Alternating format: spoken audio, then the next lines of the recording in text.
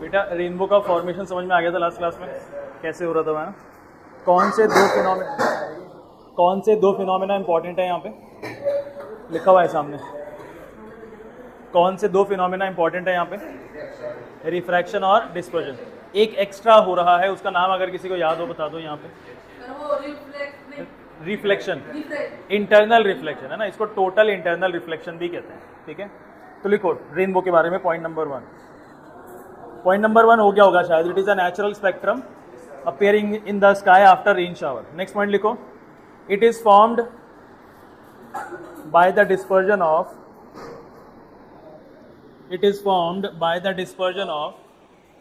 sunlight. It is formed by the dispersion of sunlight by tiny water droplets. By tiny water droplets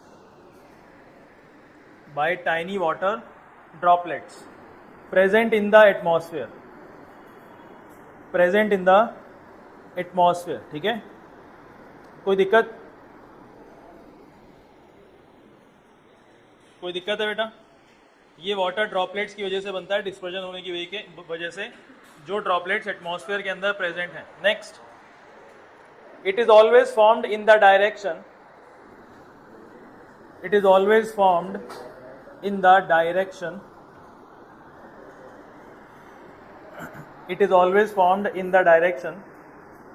opposite to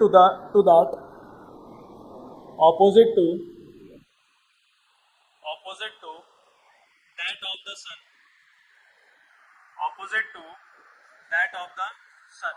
ठीक है, ये हमेशा किस direction में बनेगा? जिस डायरेक्शन में सन है उसके अपोजिट डायरेक्शन में, है ना? देखो इधर, जिस डायरेक्शन में सन है उसके अपोजिट डायरेक्शन में बन रहा होगा। समझ में आया? नेक्स्ट पॉइंट लिख रहा हूं, बोल रहा हूं बेटा, जिसका छूट गया छोड़ दो, आगे लिखो। वाटर ड्रॉप्स एक्ट लाइक, अगला point, water drops act like small prisms. Water drops act like small prisms. Water drop acts like small prisms. ठीक है, रेशो का साइन लगाओ, नीचे लिखो इसके, पॉइंट बनाओ, एक पॉइंट मतलब लिटरली डॉट बनाना है, या जो बना रहे हो तुम लोग बना लो। ये जो स्मॉल प्रिज्म वाला है ना, इसके 3 पॉइंट्स लिखवा रहा हूं अलग से, लिखो। दे refract and disperse. They refract and disperse the incident sunlight. They refract and disperse the incident sunlight. Full stop. Next point. Then reflect it internally. Then है बेटा, then THEN. Then reflect it internally.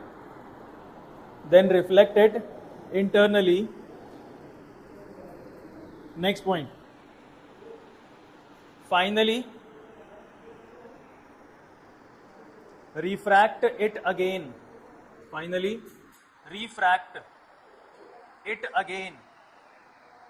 When it comes out of the drop. When it comes out of the drop. ये देखो बेटा, ये जो हमने 3 चीजें लिखी है ना, इसको जरा समझते हैं एक बार। ये जो वाटर ड्रॉपलेट है, रेन ड्रॉप है, ये प्रिज्म की तरह काम कर रहा है। तो पहला पॉइंट आपने क्या लिखा है बताओ? जो इंसिडेंट सनलाइट है वो क्या हो रहा है? पढ़ो पूरा पहले, क्या लिखा है? पॉइंट नंबर 1, रिफ्रैक्ट हो रहा है और यहाँ पे डिस्पर्स हो रहा है। देखो, रिफ्रैक्ट हो गया, लाइन बेंड हो गया, लाइट बेंड हो चुकी है, और डिस्पर्जन भी हो चुका है यहाँ पे थोड़ा बहुत। देखो, डिस्पर्जन हो गया लाइट का, लाइट अलग अलग हिस्सों में बट गई है ना? इसके बाद क्या हुआ सेकंड पॉइंट में बताओ? इंटरनली रिफ्लेक्ट हो गया। क्या? देखो, इंटरनली रिफ्लेक्ट हो गया, ये इंटरनली रिफ्लेक्ट हो गया यहाँ पे, इधर से ये इधर आ रहा था, इंटरनली रिफ्लेक्ट हो गया। थर्ड पॉइंट, फिर से रिफ्रैक्शन हो जाएगा। देखो, फिर से रिफ्रैक्शन हो गया, लाइट के रास्ते में बदलाव आ गया, फिर से रिफ्रैक्शन हो गया। ये जरा गलत बना हुआ है,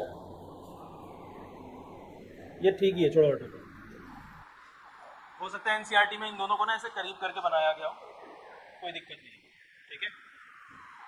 वैसे करीब करके ही होगा क्योंकि ऑब्जर्वर तो ऐसे ये नहीं देख सकता ना,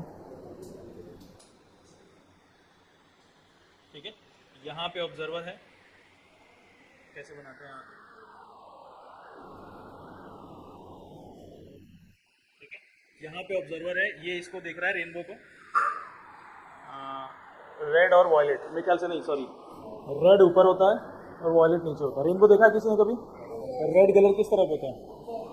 ऊपर की तरफ होता है, ठीक है ना। उल्टा हमारा विबग्योर हम लोग उल्टा याद कर रहे होते हैं। ये हो गए हमारे 3। ये कब दिखता है? हमेशा, ठीक है। लिखो लास्ट पॉइंट इसका,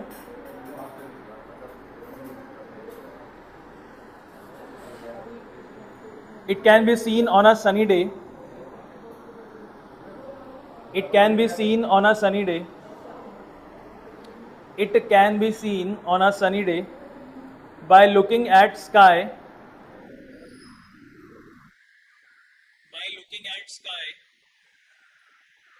through waterfall, comma, water fountain, or after rain shower,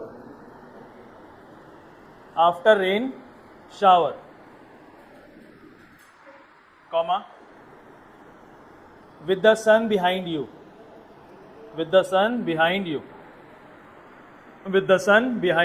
बोलो कोई दिक्कत है? ये हो गया हमारा डिस्पर्जन का टॉपिक कंप्लीट। देखो टॉपिक क्या चल रहा था, तुम लोग भूल गए होगे? नहीं, टॉपिक पढ़ो क्या था। मेन टॉपिक क्या था? देखो मेन टॉपिक क्या था, देखो मेन टॉपिक था डिस्पर्जन। हमने इसके अंदर एक स्पेक्ट्रम पढ़ा है, न्यूटन्स कंक्लूजन पढ़ा और रेनबो पढ़ा। इसके बाद हमारा आ रहा है एटमॉस्फेरिक रिफ्रैक्शन। इसके बाद हम लोग पढ़ेंगे एटमॉस्फेरिक रिफ्रैक्शन। लिखो टॉपिक है ये हमारा, एटमॉस्फेरिक रिफ्रैक्शन। क्या ये चीज़ सबने ऑब्जर्व करी है कभी ना कभी? क्या हो रहा है यहाँ पे? आग लग रही है, लेकिन इसके अलावा भी बहुत कुछ हो रहा है यहाँ पे। अगर ऑब्जर्व करो, पॉल्यूशन हो रहा है और क्या हो रहा है? हीट रिलीज हो रही है और लाइट रिलीज हो रही है। और इस चैप्टर में हम लोग लाइट के बारे में पढ़ रहे हैं, तो यहाँ पे लाइट के साथ भी कुछ हो रहा है। देखो ध्यान से, यहाँ पे इस चैप्टर के अंदर हम लोग लाइट का रिफ्रैक्शन भी पढ़ रहे हैं, तो यहाँ पे लाइट का रिफ्रैक्शन भी हो रहा है। देखो ध्यान से इधर। ये बताओ कि जब एटमॉस्फेयर गर्म होने लगता है, हवा गर्म होने लगती है, तो वो नीचे बैठती है कि ऊपर उठ जाती है? गर्म हवा ऊपर उठती है, गर्म हवा ऊपर उठती है हमेशा, गर्म हवा ऊपर उठेगी हमेशा, है ना। अब यहाँ पे इसने जो है कुछ लकड़ियों से आग जला दी गई है यहाँ पे, तो इसके आसपास का एटमॉस्फेयर गर्म हो गया होगा इतना, इसके आसपास का एटमॉस्फेयर गर्म हो गया होगा। गर्म होने की वजह से यहाँ पे जो हवा है वो क्या ऊपर की तरफ उठना चाहेगा, ठीक है। जब हवा यहाँ से ऊपर की तरफ जा चुका है, तो यहाँ पे क्या है? हवा के पार्टिकल्स की कमी हो गई है। यहाँ पे हवा के पार्टिकल्स की कमी हो गई है। बोलो समझ में आ रहा है? जब हवा के पार्टिकल्स की यहाँ पे कमी हो गई है, तो क्या यहाँ पे मैं बोल सकता हूँ कि थोड़ी बहुत डेंसिटी कम हो गई है? पार्टिकल्स कम है देखो आज भी, तो डेंसिटी ज़्यादा है कम है कि नहीं? तो हवा यहाँ से जा चुकी है, तो पार्टिकल्स कम हो गए, तो डेंसिटी कम है। एक बार को ये भी बात समझ सकते हैं हम कि अगर डेंसिटी कम है ना, तो रिफ्रैक्टिव इंडेक्स भी थोड़ा बहुत कम होगा, लेकिन ये ट्रू नहीं है हमेशा। लेकिन यहाँ पे रिफ्रैक्टिव इंडेक्स, इतने हिस्से में रिफ्रैक्टिव इंडेक्स कम होगा कि ज़्यादा होगा? क्योंकि पार्टिकल्स कम हो गए। जब पार्टिकल्स ज़्यादा होते हैं तो रिफ्रैक्टिव इंडेक्स ज़्यादा होता है। याद आ रहा है? हवा का रिफ्रैक्टिव इंडेक्स ज़्यादा है या ग्लास का रिफ्रैक्टिव इंडेक्स ज़्यादा है? हवा का रिफ्रैक्टिव इंडेक्स ज़्यादा है कि ग्लास का? ग्लास का। क्यों? क्योंकि पार्टिकल ज़्यादा है क्या वहाँ पे? वैसे ही यहाँ पे हवा के पार्टिकल्स कम हो गए, अब हट चुके हैं यहाँ से, तो हवा के पार्टिकल्स अगर यहाँ कम हो गए तो इसका रिफ्रैक्टिव इंडेक्स थोड़ा कम हो गया होगा। बोलो समझ में आ रही है बात? रिफ्रैक्टिव इंडेक्स कम हो गया होगा क्योंकि पार्टिकल्स कम है। क्या यहाँ का रिफ्रैक्टिव इंडेक्स हमेशा कम रहेगा? बेटा एक दूसरे से बातें नहीं करो, मेरी तरफ ध्यान सुनो। क्या यहाँ का रिफ्रैक्टिव इंडेक्स जो कम हो गया है, आसपास की ठंडी हवा उसको फिल करने के लिए आएगी क्या? जैसे यहाँ से ठंडी हवा है वो इधर आई, इसको फिल करने की कोशिश करेगी, लेकिन वो वापस गर्म होकर भाग जाएगी इधर उधर। फिर आसपास की ठंडी हवा इधर आई, फिर वो ऊपर चली गई। तो यहाँ एक कंटिन्यूस प्रोसेस चलता रहेगा, हवा का सर्कुलेशन चलता रहेगा पार्टिकल्स का। क्या यहाँ पे रिफ्रैक्टिव इंडेक्स कभी कांस्टेंट रहेगा या हमेशा बदलता रहेगा? कभी पार्टिकल्स कम हो गए, कभी पार्टिकल्स बढ़ गए, कभी पार्टिकल्स कम हो गए, कभी पार्टिकल्स बढ़ गए। समझ में आ रहा है क्या बोलना चाह रहा हूँ मैं? क्या रिफ्रैक्टिव इंडेक्स कांस्टेंट रहेगा यहाँ का? हर वक्त बराबर रहेगा क्या, या घटता बढ़ता रहेगा हर वक्त? घटता बढ़ता रहेगा। अब आप इमेजिन करो, ये जो आग जल रही है ना, इसके पीछे का इलाका आपको कैसा दिख रहा है? थोड़ा थोड़ा फ्लिकर करता हुआ दिखता है क्या? कभी देखा है किसी को कुछ आग पे सेक रहा हो, कुछ बना रहा हो, तो आग के जब आप उस पार देखेंगे तो आपको पीछे का एरिया ना थोड़ा बहुत हिलता हुआ दिखेगा, फ्लिकर करता हुआ दिखेगा, वेवरिंग करता हुआ दिखेगा। देखो यहाँ लिखा हुआ भी है वर्ड, वेवर या फिर फ्लिकर करेगा। तो ये जो पीछे का एरिया असल में कर रहा होता है क्या? ऐसे है, धरती ऐसे ऐसे हिल रही होती है नहीं, लेकिन हमको ऐसा दिख रहा होता है। ये क्यों दिख रहा है? क्यों दिख रहा है? क्योंकि लाइट जिस जगह से पास हो रही है ना, उसका रिफ्रैक्टिव इंडेक्स कांस्टेंट नहीं है। रिफ्रैक्टिव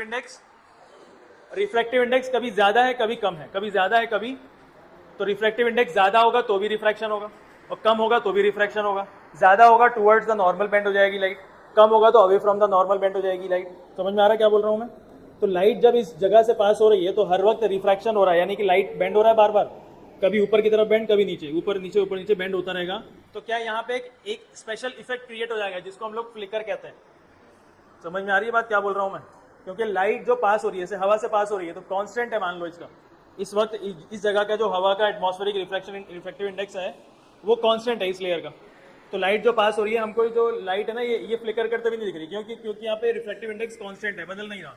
लेकिन यहाँ पे आग जलाने की वजह से रिफ्रैक्टिव इंडेक्स अब कांस्टेंट नहीं है, बदल रहा है ना, बदल रहा है। बदलने की वजह से हमको लाइट जो है बार बार फ्लिकर कर रही है। तो जब लाइट फ्लिकर कर रही है तो पीछे का हिस्सा भी हमको क्या करता हुआ दिखेगा? वेव करता हुआ दिखेगा या फिर फ्लिकर करता हुआ दिखेगा। समझ में आ रही है बात? इसी प्रक्रिया को हम लोग क्या कहते हैं? फ्लिकरिंग या फिर वेवरिंग। अब ये हम लोगों ने इसके अंदर क्यों पढ़ा है? क्योंकि यहाँ पे एटमॉस्फेयर की वजह से रिफ्रैक्शन हो रहा है। सबको दिख रहा है क्या? यहाँ पे कोई अलग से मीडियम आया है क्या? नया मीडियम है यहाँ पे आपको फ्लिकर करते हुए दिखता है पीछे सब कुछ। कभी देखा है, गौर करा है फ्लिकर करते कि कोई नया मीडियम आ गया? पानी आ गया यहाँ पीछे, ग्लास आ गया, डायमंड आ गया, ऑयल आ गया, नया आ गया क्या? कुछ क्या था यहाँ पे? मीडियम क्या था? अभी भी क्या है? एयर ही है। उसका रिफ्रैक्टिव इंडेक्स कभी घट रहा है कभी बढ़ रहा है। तो यहाँ पे जो रिफ्रैक्शन हो रहा है वो किसकी वजह से? एटमॉस्फेयर की वजह से। इसलिए हम इसको क्या बोलते हैं?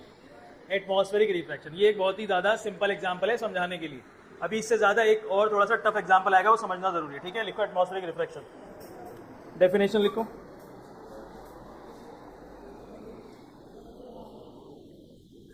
The bending of light on passing through Earth's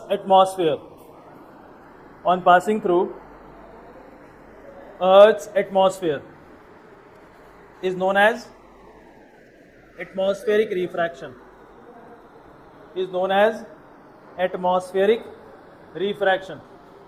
समझ में आया? The bending of light on passing through Earth's atmosphere is known as atmospheric refraction. ये एक एग्जाम्पल था छोटा सा वेवरिंग या फिर फ्लिकरिंग ऑफ आग के आसपास का एरिया। ठीक है, यहाँ पे अब एक एग्जाम्पल हम लोगों को पढ़ना है बेटा, और वो है ट्विंकलिंग ऑफ स्टार्स। क्या देखा है कभी स्टार्स को ट्विंकल करते हुए? है ना, ट्विंकल ट्विंकल लिटिल स्टार। तो वह ट्विंकल कर क्यों रहा है? क्या स्टार्स अपने आप में बहुत बड़े बड़े सन हैं? है ना, सन एक स्टार है। तो स्टार जो हमको छोटा सा दिखता है वो बहुत बड़ा है, असल में छोटा नहीं है वो।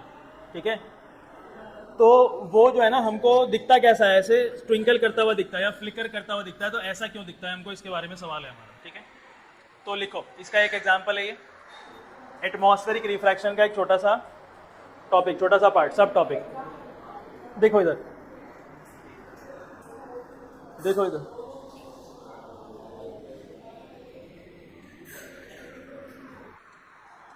देखो इधर, ये है बेटा अर्थ, ये अर्थ है। यहां पे कोई ऑब्जर्वर है, ये कोई ऑब्जर्वर है, कोई देख रहा है यहाँ पे, है ना, ऊपर की तरफ। यहाँ पे मुझको एक स्टार दिखाई पड़ रहा है, यहाँ पे मुझको कोई स्टार दिखाई पड़ रहा है। ये स्टार से लाइट आ रही है क्या? ये स्टार से लाइट आ रही है क्या? ये लाइट जो आ रही है बेटा, ये अर्थ के एटमॉस्फेयर के अंदर एंटर कर रही है। अर्थ का एटमॉस्फेयर क्या अलग अलग लेयर्स का है? अगर आपने छोटी क्लासेस में पढ़ा हो, अलग अलग लेयर्स का है। ठीक है, ये लाइट जब अर्थ के एटमॉस्फेयर के अंदर आ रही होती है, तो जैसे ही अर्थ के एटमॉस्फेयर के अंदर आएगी तो इसको पार्टिकल्स मिलने लगेंगे। पार्टिकल्स मिलेंगे मतलब अर्थ के एटमॉस्फेयर के अंदर अगर पार्टिकल आ गए तो क्या अर्थ का एटमॉस्फेयर का एक रिफ्रैक्टिव इंडेक्स हो गया? बंद कर दो। अर्थ का एटमॉस्फेयर का एक रिफ्रैक्टिव इंडेक्स हो गया। समझ में आ गया क्या बोल रहा हूं मैं? अगर लाइट अर्थ के एटमॉस्फेयर के अंदर एंटर कर रहा है तो क्या अर्थ का एटमॉस्फेयर के पास पार्टिकल्स होने की वजह से उसका रिफ्रैक्टिव इंडेक्स है? नहीं समझ में आ रहा? अर्थ का अपना एटमॉस्फेयर है, उसका रिफ्रैक्टिव इंडेक्स है या नहीं है? रिफ्रैक्टिव इंडेक्स क्या होता है? Ratio of light, speed of light in the given medium, speed of light in the vacuum upon में speed of light in the given medium. तो वैक्यूम से जैसी लाइट अंदर आएगी बेटा, तो एयर में आ रही है, पार्टिकल्स हैं वहाँ पे, और अगर पार्टिकल्स वहाँ पे हैं तो रिफ्रैक्टिव इंडेक्स होगा। और हर मीडियम का रिफ्रैक्टिव इंडेक्स होता ही होता है, चाहे कुछ भी हो, चाहे वो स्पेस ही क्यों ना हो, ठीक है? तो रिफ्रैक्टिव इंडेक्स है यहाँ पे। अच्छा, जो बिल्कुल ऊपर वाली लेयर होती है ना, उसके अंदर डस्ट कम है, डर्ट कम है, बहुत कम पार्टिकल्स हैं, बहुत कम पार्टिकल्स हैं, तो इसका रिफ्रैक्टिव इंडेक्स थोड़ा कम होगा, ठीक है? इसके बाद एक और लेयर आएगा, उसको मान लो N2 बोल रहा हूं मैं, तो इसका रिफ्रैक्टिव इंडेक्स इससे थोड़ा सा ज्यादा है, इसका रिफ्रैक्टिव इंडेक्स ज्यादा है, ये ग्रेटर देन का साइन है, ठीक है? इसके नीचे और आई लाइट, ये N3 मान लो, तो इसका रिफ्रैक्टिव इंडेक्स और ज्यादा है। क्यों ज्यादा हो रहा है, कोई बताएगा? क्योंकि पार्टिकल्स इंक्रीज होते चले जा रहे हैं, number of particles her layer पर, जितना नीचे आओगे आप नंबर ऑफ पार्टिकल्स इंक्रीज होते चले जाएंगे, ठीक है? रिफ्रैक्टिव इंडेक्स इंक्रीज हो रहा है, बिल्कुल नीचे आ जाएगा ऑब्जर्वर के पास तो बहुत ज्यादा इंक्रीज हो जाएगा रिफ्रैक्टिव इंडेक्स। यहां तक कोई डाउट है किसी को? यहां तक कोई डाउट है किसी को? नहीं। अब देखो यहां पे जो मुझे स्टार दिख रहा है ना, इसमें से लाइट आई, जैसी लाइट एंटर करेगी वैक्यूम से रिफ्रैक्टिव इंडेक्स के अंदर, वैक्यूम से एयर के अंदर, क्या वो थोड़ा सा बेंड हो जाएगी लाइट? क्या वो लाइट थोड़ा बेंड हो जाएगी? लाइट बेंड हो गई, ठीक है? लाइट बेंड हो चुकी है। क्यों बेंड हुई है? क्योंकि रिफ्रैक्टिव इंडेक्स बढ़ गया, रिफ्रैक्टिव इंडेक्स बढ़ते ही लाइट बेंड हो रही है। यहाँ तक कोई डाउट है किसी को? लाइट इधर आई, रिफ्रैक्टिव इंडेक्स और इंक्रीज हो गया क्या, या डिक्रीज हो गया? इंक्रीज हो गया, तो लाइट और बेंड हो जाएगी क्या? ठीक है, टूवर्ड्स द नॉर्मल और बेंड हो जाएगी। रिफ्रैक्टिव इंडेक्स और इंक्रीज हो गया, तो लाइट थोड़ी और बेंड हो जाएगी क्या? लाइट बेंड होती भी जाएगी, ठीक। चलिए यहां पे ना एक चीज हम लोग समझ लेते हैं, चलो अभी आगे देखेंगे, सेम ही कॉन्सेप्ट है। लाइट बेंड हो रही है, अब ये बताओ कि ये तो हमको समझ में आ गया कि लाइट जितना हम लोग स्पेस से एटमॉस्फेयर के अंदर नीचे आते चले जाएंगे, रिफ्रैक्टिव इंडेक्स मेरा, सब बोलो क्या होता जाएगा? इंक्रीज। स्पेस से कहाँ आना है? अर्थ के एटमॉस्फेयर के अंदर नीचे आते चले जाओ, अर्थ तक आते चले जाओ, तो रिफ्रैक्टिव इंडेक्स मेरा क्या हो जाएगा? इंक्रीज होता चला जाएगा। क्या अगर मैं इस फर्स्ट लेयर की बात करूं तो क्या इसके अंदर पार्टिकल्स बिल्कुल स्टेशनरी हैं क्या, या इधर उधर मूव करते जा रहे हैं? अगर पार्टिकल्स स्टेशनरी नहीं है, पार्टिकल्स डायनेमिक हैं, इधर उधर मूव कर रहे हैं, तो क्या इसका रिफ्रैक्टिव इंडेक्स फिक्स रहेगा कि घटता बढ़ता रहेगा? समझ में आ रही है बात क्या बोल रहा हूँ मैं? अगर मैं सिर्फ पहले लेयर की बात करूँ, अगर मैं इस पहले लेयर की बात करूँ, तो इसके अंदर जो पार्टिकल्स प्रेजेंट हैं वो एक जगह रुके हुए तो नहीं है, मूव करते रहते हैं वो। तो अगर मूव करते रहेंगे तो इसका जो अपना रिफ्रैक्टिव इंडेक्स है N1, ये फिक्स होगा कि वेरी करेगा, ये घटता बढ़ता रहेगा थोड़ा बहुत। अगर मैं N2 की बात करूं तो ये फिक्स होगा क्या? फिक्स होगा। क्यों फिक्स नहीं होगा? क्योंकि इसके अंदर पार्टिकल्स हैं और वो मूव करते रहते हैं। क्यों? इसका मतलब यहाँ पे भी कांस्टेंट रिफ्रैक्टिव इंडेक्स यहाँ पे होगा क्या? यहाँ पे होगा क्या? नहीं होगा। कांस्टेंट रिफ्रैक्टिव इंडेक्स तो नहीं होगा। समझ में आ गया? अब लाइट बेटा इधर देखो, यहाँ पे से जो जैसे इसके अंदर मूव करी थी ना, तो लाइट रिफ्रैक्टिव इंडेक्स कांस्टेंट ना होने की वजह से, रिफ्रैक्टिव इंडेक्स घटने बढ़ते रहने की वजह से कभी इस तरफ बेंड होती हुई दिखेगी, कभी इस तरफ। कभी रिफ्रैक्टिव इंडेक्स ज्यादा बढ़ गया तो ज्यादा टुवर्ड्स द नॉर्मल बेंड हो गई, कभी घट गया रिफ्रैक्टिव इंडेक्स तो away from the normal bend हो गई। समझ में आ रहा है क्या बोलना चाह रहा हूं मैं? इस वाले लेयर की बात करो, कभी रिफ्रैक्टिव इंडेक्स ज्यादा हो गया तो इस तरफ, कभी रिफ्रैक्टिव इंडेक्स कम हो गया तो इस तरफ। क्या फ्लिकर कर रहा है? कभी रिफ्रैक्टिव इंडेक्स ज्यादा हो गया तो इस तरफ, कभी कम हो गया तो इस तरफ। कभी रिफ्रैक्टिव इंडेक्स, वैसे स्पेस में तो क्या ही कम ज्यादा होगा, ये तो स्पेस है, मान लिया है मैंने। क्या मुझे यहाँ पे लाइट जो है बार बार कम ज्यादा होने के चक्कर में फ्लिकर करता हुआ दिख रहा है? समझ में आ रहा है क्या बोलना चाह रहा हूँ मैं? ये एक जगह पे फिक्स नहीं है, कभी यहाँ से बेंड हो रहा है, कभी यहाँ से, कभी यहाँ बेंड हो रहा है, कभी यहाँ बेंड हो रहा है, कभी यहाँ।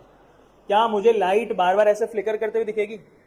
इस लाइट के अलग अलग रिफ्रैक्ट होने की वजह से, लाइट के अलग अलग बेंड होने की वजह से मुझे जो स्टार से आने वाली लाइट है ना, वैसे फ्लिकर करते हुए दिखेगी। क्या फ्लिकर करते हुए दिख रही है सबको? ऐसे फ्लिकर करते हुए दिख रही है।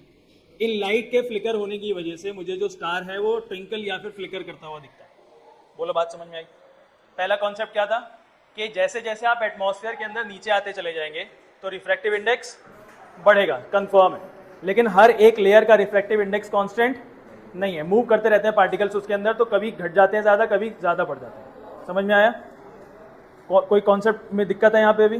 तो ट्विंकलिंग ऑफ स्टार के नीचे लिखो the star light comma upon entering, बेटा ज़्यादा जल्दी जल्दी लिखना और कोई रिपीट करने के लिए ना बोले। Upon entering Earth's atmosphere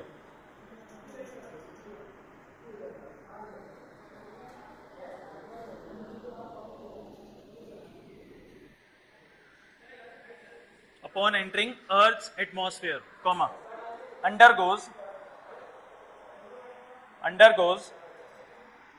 refraction,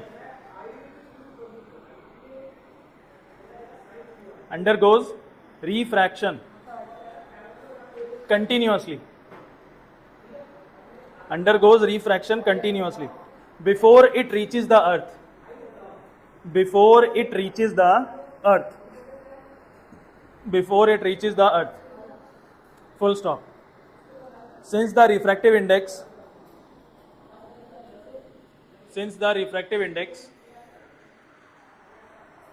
is not stable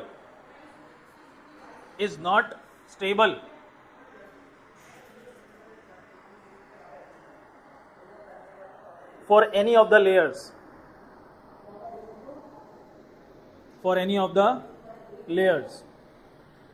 comma, the starlight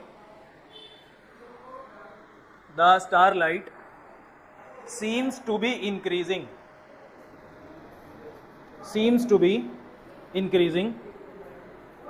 and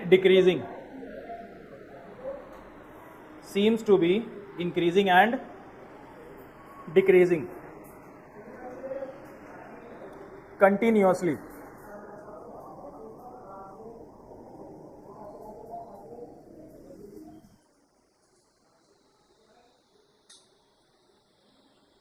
Due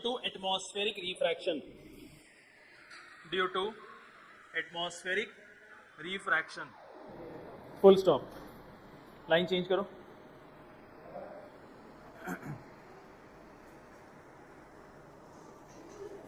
Therefore, star appears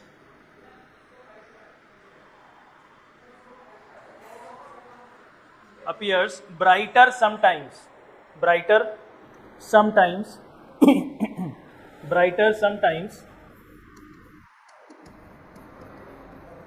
and fainter other times,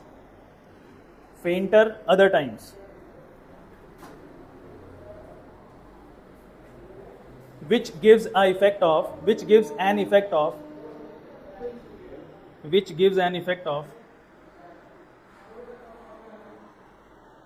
flickering,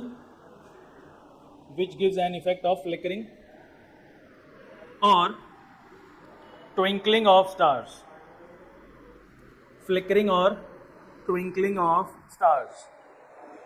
full stop. बोलो, कोई दिक्कत है? किसी को कोई आपत्ति, कोई परेशानी समझने में? थोड़ा सा लेंदी है लेकिन ये सवाल आता है अक्सर। डिटेल में लिख दिया है आपने, अच्छी बात, ठीक है। ये जो है ट्विंकल कर रहा है, फ्लिकर कर रहा है, क्यों? क्योंकि इसमें से लाइट निकल रही है। क्या हम लोगों को बेटा दो तरीके के ऑब्जेक्ट्स हैं जिनको हम लोग देख सकते हैं। एक तो वो ऑब्जेक्ट जो ल्यूमिनस है, खुद से लाइट प्रोड्यूस कर रहा है, उसको भी इंसान देख पाता है, और एक वो ऑब्जेक्ट जो नॉन ल्यूमिनस है, किसी और से लाइट लेता है और हमको रिफ्लेक्ट करके दिखाता है। मून हो गया, बहुत सारे प्लैनेट्स हो गए, ठीक है, ये सब भी दिख रहे होते हैं हमको। तो मून भी एक तरीके से हम तक लाइट को पहुंचा ही रहा है। वो लाइट निकलता है मून से, निकल रही है लाइट मून से, स्पेस से होते हुए एटमॉस्फेयर तक आ रहा है। एटमॉस्फेयर में आएगी लाइट, तो क्या यही वाला सारा प्रोसेस होगा मून से निकल? अगर मान लो ये स्टार नहीं है, मून है, ये मून है, तो मून से लाइट आई, लाइट एटमॉस्फेयर में एंटर करते ऐसे फ्लिकर करना चाहिए। तो क्या हमको अगर लाइट फ्लिकर कर रहा है तो मून भी ऐसे फ्लिकर करता हुआ दिखेगा? लेकिन दिखता है क्या? क्यों नहीं दिखता?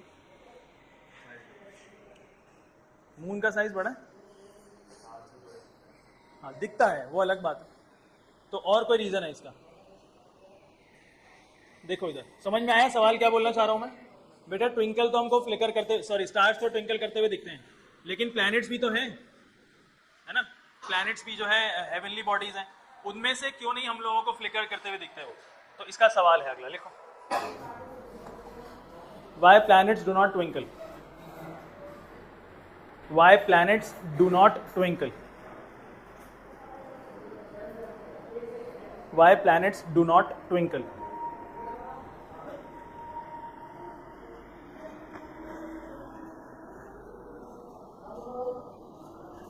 देखो प्लैनेट, ये स्टार दिख रहा है आपको बहुत दूर, और ये है आपका एक कोई प्लैनेट, दोनों में फर्क क्या है? प्लैनेट आपको बड़ा दिखता है, लेकिन ये बड़ा है क्या? ये स्टार आपको छोटा दिखता है क्या? ये बहुत छोटा है? नहीं। ऐसा सीन क्या है यहाँ पे? स्टार्स बहुत दूर होने की वजह से, स्टार्स बहुत दूर होने की वजह से हमको पॉइंट साइज्ड दिखते हैं। क्या दिखते हैं? पॉइंट साइज्ड दिखते हैं। और इसमें से जो लाइट निकल रही होती है बेटा, वो पॉइंट साइज्ड लाइट निकल रही होती है। लाइट जो आ रही है, ऐसा लगता है कि एक सिंगल लाइट रे निकल रही है इनमें से, ऐसा लगता है दूर होने की वजह से। ऐसा लगता है क्या? एक सिंगल लाइट रे इनमें से निकल रही है। लेकिन प्लैनेट्स का साइज, प्लैनेट्स करीब होने की वजह से, क्लोजर होने की वजह से, ये हमको एक पॉइंट साइज नहीं दिखता। पॉइंट साइज दिख रहा है क्या? ये ऐसा दिख रहा है कि बहुत सारे पॉइंट साइज चीजें इसके अंदर भरी पड़ी, इसके अंदर बहुत सारी पॉइंट साइज चीजें हैं। दिख रहा है क्या? ये एक पॉइंट साइज स्टार हो गया दूर होने की वजह से, फार ऑफ ऑब्जेक्ट है, और ये नियर बाय ऑब्जेक्ट है, नियर बाय। ये फार ऑफ होने की वजह से हमको एक पॉइंट साइज दिखता है, और लाइट जो निकलेगी इसमें से ऐसा लगेगा एक सिंगल लाइट रे निकल रही है। ये करीब होने की वजह से इसमें से जो लाइट आती है वो कैसे आती है? Multiple point sized light sources होने की वजह से। हम इसको क्या कंसिडर करते हैं? हम लोग कंसिडर करते हैं प्लैनेट को कि बहुत सारे पॉइंट साइज ऑब्जेक्ट्स हैं, सब एक साथ जुड़े हुए हैं। पॉइंट साइज ऑब्जेक्ट मतलब point point point points object बहुत सारे हैं, सब एक साथ जुड़े हुए हैं। अब इन सब में से लाइट निकल रही होगी क्या? इन सब में से लाइट निकल रही होगी क्या? एटमॉस्फेयर में पहुंच रहा होगा। अब ये सब लाइट जैसी एटमॉस्फेयर के अंदर पहुंचेंगे, सब लाइट, ये सब पॉइंट सोर्सेज में से लाइट जैसी एटमॉस्फेयर में पहुंचेंगे, सब ये रिफ्रैक्शन एक्सपीरियंस करेंगे। समझ में आ रहा है क्या बोल रहा हूं मैं? ये सब के सब रिफ्रैक्शन एक्सपीरियंस करेंगे। यहां से तो सिंगल लाइट आ रही थी, लेकिन यहां पे सारी लाइट रेज क्या हो रही है? अंदर एटमॉस्फेयर के अंदर सारी लाइट रेज आई एटमॉस्फेयर के अंदर, क्या एक्सपीरियंस करेंगे? ये एटमॉस्फेरिक रिफ्रैक्शन एक्सपीरियंस करेंगे सब के सब। समझ में आ रहा है क्या बोल रहा हूं मैं? सब क्या होता है एटमॉस्फेरिक रिफ्रैक्शन बेटा? लाइट बेंड हो जाना, बेंड हो जाना, बेंड हो जाना, यही होता है ना? लाइट बेंड होती चली जा रही है। क्या ये सारी लाइट रेज बेंड होंगी? क्या ये सारी लाइट रेज थोड़ा थोड़ा फ्लिकर कर रही होंगी? क्या ये सारी लाइट रेज थोड़ा थोड़ा फ्लिकर कर रही होंगी? ये सारी लाइट रेज फ्लिकर कर रही होंगी, और ये सारी लाइट रेज फ्लिकर करते करते करते करते एक दूसरे लाइट रेज के इफेक्ट को कैंसिल आउट कर देगी। ये सारी लाइट रेज फ्लिकर करेंगी, सारी लाइट रेज कभी ज्यादा, कभी ऊपर की तरफ रिफ्रैक्ट, कभी नीचे की तरफ रिफ्रैक्ट। समझ में आ रहा है क्या बोल रहा हूं मैं? सब एक्सपीरियंस करेंगे यही, लेकिन सब एक दूसरे के इफेक्ट को कैंसिल आउट कर देंगे। सब एक दूसरे के इफेक्ट को कैसे करेंगे कैंसिल आउट? देखो ये लाइट रे आई है इधर, ये इधर आई है ना, ये बेंड हो रही है क्या? हो रही है क्या बेंड? ये भी बेंड हो रही है, सारी बेंड हो रही है लाइट, है ना? अब इस लाइट का थोड़ा बहुत रिफ्रैक्शन बेंड हुआ है इस तरफ, due to the variation in the atmospheric refractive index. Atmosphere में रिफ्रैक्टिव इंडेक्स डिफरेंस आया, इस लाइट का रिफ्रैक्शन हुआ है इस तरफ। क्या एक दूसरे से कैंसिल आउट कर दिया एक दूसरे को? इसने एक इस तरफ हो रहा है, एक इस तरफ हो रहा है, कैंसिल आउट हो गया। इस लाइट का रिफ्रैक्शन हुआ थोड़ा इस तरफ, इस लाइट का रिफ्रैक्शन हुआ थोड़ा इस तरफ, इस लाइट का रिफ्रैक्शन हुआ थोड़ा इस तरफ, इस लाइट का रिफ्रैक्शन हुआ थोड़ा इस तरफ। क्या एक दूसरे को कैंसिल आउट करते चले जा रहे हैं? क्या एक दूसरे को कैंसिल आउट कर रहे हैं? इनके इफेक्ट, एक अगर लेफ्ट की तरफ जा रहा है तो दूसरा राइट, कैंसिल आउट हो गया, कोई नेट इफेक्ट हुआ ही नहीं। समझ में आ रही है बात? अगर +10 आया है उसमें आप -10 कर दो, एक प्लस का टर्म एक माइनस का टर्म, तो आंसर क्या है? कोई इफेक्ट हुआ? कोई फर्क पड़ा नहीं पड़ा। समझ आ रही है बात? आप इक्वेशंस में करते थे ना, divided by multiply divide by 2, करते नहीं करते मैथ्स की इक्वेशन में? तो कोई इफेक्ट पड़ता है इक्वेशन के अंदर? नहीं पड़ता, सब अपना अपना इफेक्ट को कैंसिल कर देते हैं। तो यही काम यहाँ पे हो रहा है। एक अगर लेफ्ट की तरफ रिफ्लेक्ट हो रहा है तो दूसरा राइट की तरफ रिफ्लेक्ट हो रहा है, इसका मतलब एक दूसरे के इफेक्ट को क्या कर रहे हैं, ये कैंसिल आउट कर रहे हैं। तो लिखो आंसर इसका, planets are much closer to earth, planets are much closer to earth and appears bigger. Planets are much closer to earth and appears bigger, full stop. They can be considered as a collection of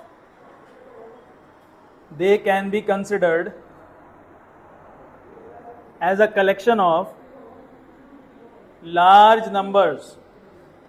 They can be considered as a collection of large numbers of point-sized sources. Point-sized sources of light. Point-sized sources of light. Full stop. Due to atmospheric refraction, due two point के बाद जो D लिखेंगे उसका D capital होना चाहिए, due to atmospheric refraction, comma some point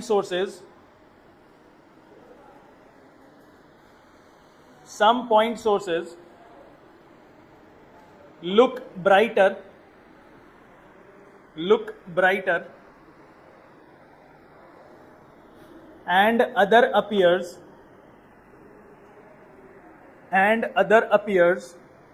dimmer, D-I-M-M-E-R, dimmer, simultaneously,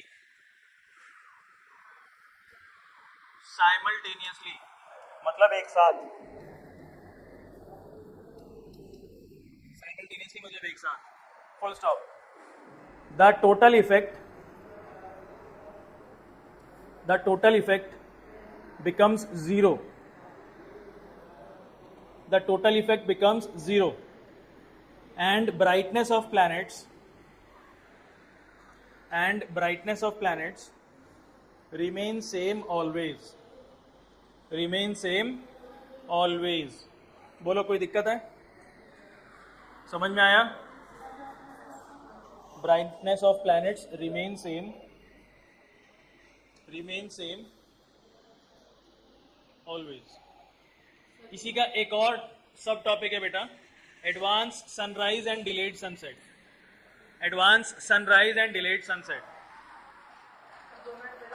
बिल्कुल बेटा, सुबह सूरज निकलने से 2 मिनट पहले ही हमको दिखने लगता है, और सूरज डूबने के 2 मिनट बाद तक हमको दिखता रहता है. एडवांस सनराइज और डिलेड सनसेट, ठीक है. सीन क्या है यहाँ पे देखते हैं.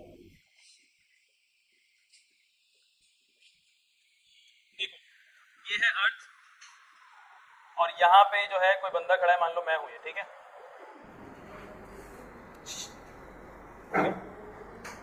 ये मैं बेटा किसी भी चीज को देख सकता हूं तो वो सीधा देख सकता हूं ना हमेशा, या टेढ़ा मेढ़ा भी देख सकता हूं मैं.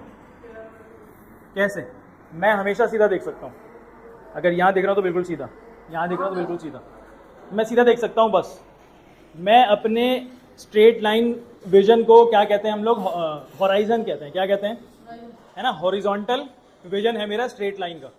मेरा विजन कैसा है, हॉरिजॉन्टल स्ट्रेट लाइन का विजन है. इसको क्या कहते हैं हम लोग, हॉराइजन. क्या कहते हैं, हॉराइजन. ये क्या है मेरा हॉराइजन, क्या है ये मेरा हॉराइजन, ठीक है. ये है मेरा हॉराइजन, ठीक है जी. अब यहाँ पे ना सन है, ये उगने की कोशिश कर रहा है. वैसे तो मुझे छोटा ही दिखता है ना सन, क्या बड़ा दिखता है मेरे से? मैं यहाँ सन बड़ा बनाऊं कि छोटा बनाऊं? क्यों? क्योंकि दिखता छोटा है. छोटा है क्या हमसे वो? तो मैं अभी छोटा सा सन बना देता हूँ. यहाँ पे सन आया है, ये थोड़ा सा नीचे बनाते हैं. अब ये बताओ कि ये मेरे हॉराइजन से नीचे है, क्या मैं उसको देख पाऊंगा? ये मेरे हॉराइजन से नीचे है, क्या देख पाऊंगा मैं इसको? नहीं देख पाऊंगा ना. लेकिन दिखता है. कैसा दिखता है देखो, ये लाइट, सन से जो लाइट निकल रही है ये एटमॉस्फेयर के अंदर एंटर कर रहा है. सन से जो लाइट निकल रहा है वो किस में एंटर कर रहा है? एटमॉस्फेयर में एंटर कर रहा है, ठीक है. सन से जो लाइट एंटर कर रहा है बेटा, वो एटमॉस्फेयर में एंटर कर रहा है. काम करते हैं, सिर्फ एस लिख देते हैं और ऐसा पॉइंट बनाते हैं, ठीक है. मान लो कि एक लाइट है निकल रही है, जाओ अंदर जाओ। ये सन से जो है लाइट रे निकली, एटमॉस्फेयर में एंटर करी। एटमॉस्फेयर में एंटर करने के बाद क्या ये थोड़ा सा बेंड हो जाएगी? तो ये जैसे ही एटमॉस्फेयर के अंदर एंटर करेगी, क्या ये रिफ्रैक्शन को एक्सपीरियंस करेगा? बेंड हो जाएगा मतलब रिफ्रैक्शन को एक्सपीरियंस करेगा, है ना। तो यहाँ पे मैं इसको रिफ्रैक्शन करके दिखाता हूँ। रिफ्रैक्शन हो गया इसका, बेंड हो गई लाइट, हो गई कि नहीं?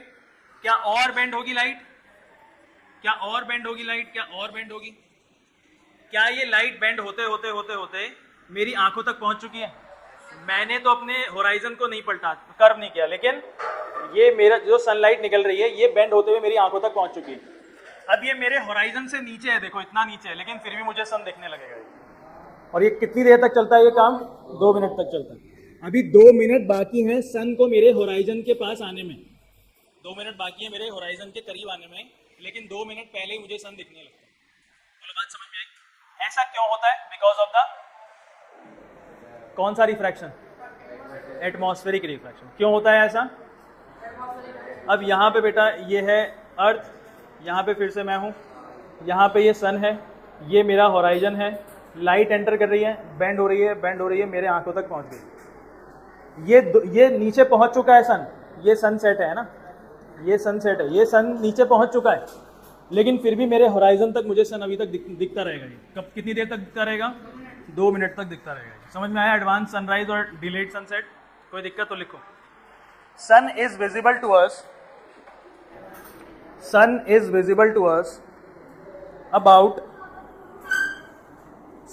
visible to us about 2 minutes before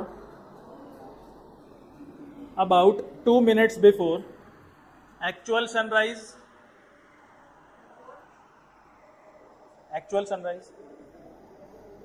and about 2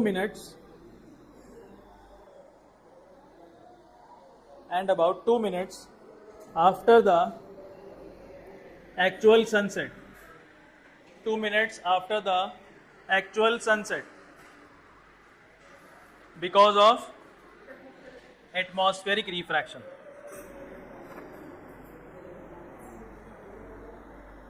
line change करो। in both the cases, comma,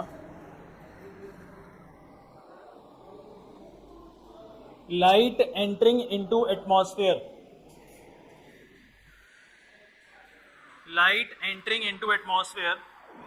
experiences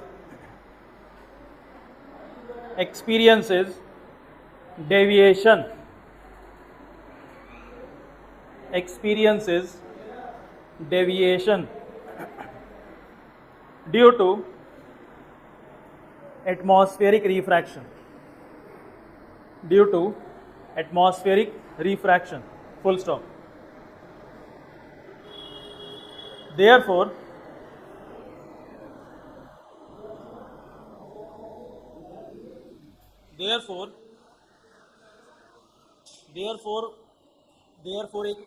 एक अकेला वर्ड है ये, है ना, दोनों को साथ में लिखना हो। Therefore में 4 के आगे ई लगता है। Therefore, comma, the length of each day increases by 4 minutes. 4 minutes increases by 4 minutes. कोई दिक्कत है किसी को? समझ में आया? यही कॉन्सेप्ट ना एक जगह और अप्लाई होता है। यहाँ पे देखो, ये हमने पढ़ा नहीं है, लेकिन मैं एक्स्ट्रा में समझा देता हूँ। ये जो स्टार्स है ना, जिधर होते हैं ये हमें उधर दिखते नहीं है। देखो, लाइट बेटा एटमॉस्फेयर में अंदर एंटर कर रही है, यहाँ पे ऑब्जर्वर है, यहाँ पे कोई ऑब्जर्वर है, लाइट एंटर कर रहा है स्टार से यहाँ पे ऐसे, फिर ये ऐसे बेंड हो जाएगा, थोड़ा ऐसे बेंड हो गया, फिर थोड़ा यहाँ बेंड हो गया, फिर थोड़ा यहाँ बेंड हो गया, फिर थोड़ा यहाँ बेंड हो गया। तो क्या बेंड होते होते ये मेरी आंखों तक पहुंचा, मुझे स्टार दिखने लगा। समझ गया क्या बोल रहा हूँ मैं? समझ गया क्या बता रहे हैं हम? क्या बताया समझो, बताओ। देखो ध्यान से इधर क्या बता रहा हूँ। देखो ये जो स्टार है, ये जैसे ही स्टार लाइट एटमॉस्फेयर के अंदर एंटर करता है, ये रिफ्रैक्शन एक्सपीरियंस करता है। समझ में आया? एटमॉस्फेयर के अंदर एंटर करता है, रिफ्रैक्शन एक्सपीरियंस करता है। समझ में आ गया? 4 भारी भारी वर्ड है यहाँ पे। जैसे ही रिफ्रैक्शन एक्सपीरियंस करेगा, डेविएशन आएगा, बेंड आएगा लाइट के अंदर, बेंड हो रहा है, हो रहा है, हो रहा है। क्या ये एक तरीके से कर्व दिख रहा है आपको थोड़ा बहुत? क्या मेरा होराइजन कर्व देख सकता है? मैं तो स्ट्रेट लाइन ही देखता हूँ।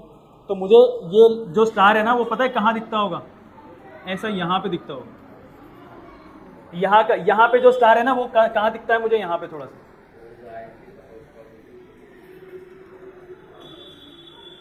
तो स्टार का पोजीशन मुझे हमेशा थोड़ा सा ऊपर की तरफ दिखता है, अपने पोजीशन से थोड़ा सा हायर दिखता है। याद रहेगा? एक और लिख लो, एक और एग्जांपल लिख लो। Apparent position of stars, last है ये। Apparent position of stars, apparent position of stars लिखो नीचे इसकी line. As we move from space, as we move from space, as we move from space to Earth's surface, to Earth's surface, comma, density of air goes on increasing. Density of air goes on increasing.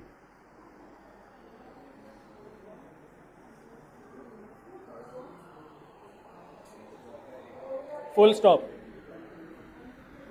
Density of air goes on increasing. Full stop. As a result, the refractive index, as a result, the refractive index increases in layers. Refractive index increases in layers.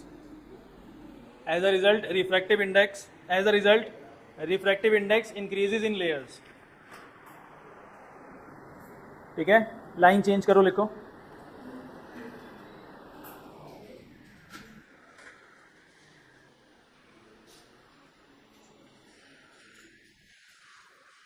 when starlight comes to Earth's surface, when starlight comes to Earth's surface,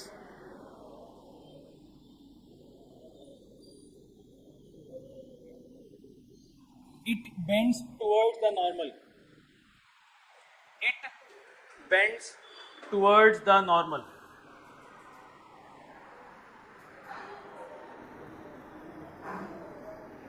Every time through every layer. Every time through every layer.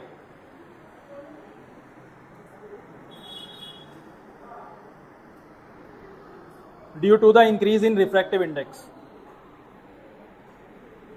Due to the increase in refractive index. Full stop. Therefore,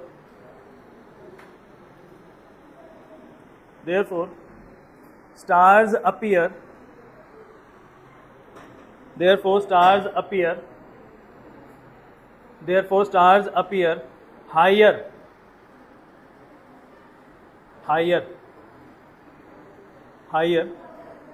than they actually are. Higher than they actually are. ठीक है, full stop. Are. अब एक topic बचा है last का, बस next class में कर लेंगे, ठीक है।